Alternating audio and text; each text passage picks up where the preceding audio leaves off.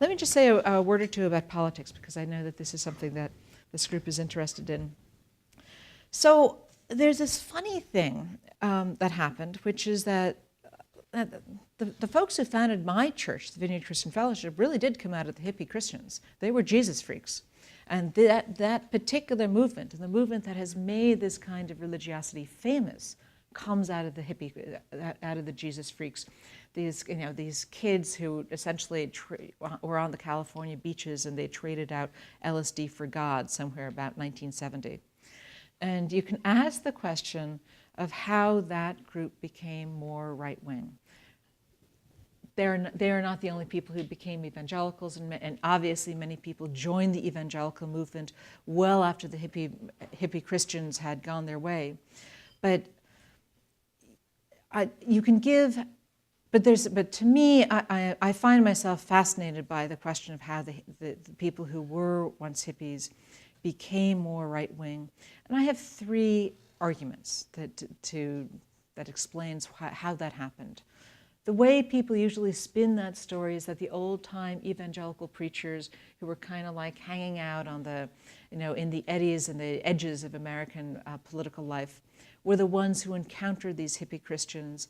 And as the hippies entered their churches, and as the churches exploded, and as the churches drew people in because they had a new kind of music and a new kind of intimacy with God, those old-time evangelical preachers just took their right-wing politics and made them the politics of the group.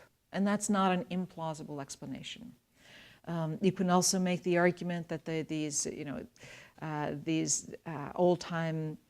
Jesus freaks, hated the government back in 1970, and they and their descendants hate the government now, and the old-time hippie Christians became the Tea Party. I don't have any evidence for that except for a few anecdotes. I did want to draw your attention to something that I think makes a little more sense of the some aspects of right-wing evangelical politics for me. And that is this idea of being on a path with Jesus, walking with God. If you're constantly in a relationship with God, so that you are, he's literally walking by your side, he's at table fellowship with you, he's someone who is always engaged with you. You imagine yourself as somebody who will be better tomorrow than you are today. You are going to be someone different because God wants you to be someone different. God invites you with him in fellowship so that you become the person that he wants you to be.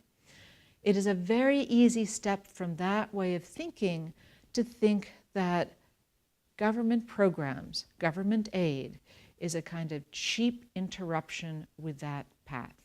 It's going to keep you down, it's going to keep you dependent, and it's going to prevent you from being the person that you want to be.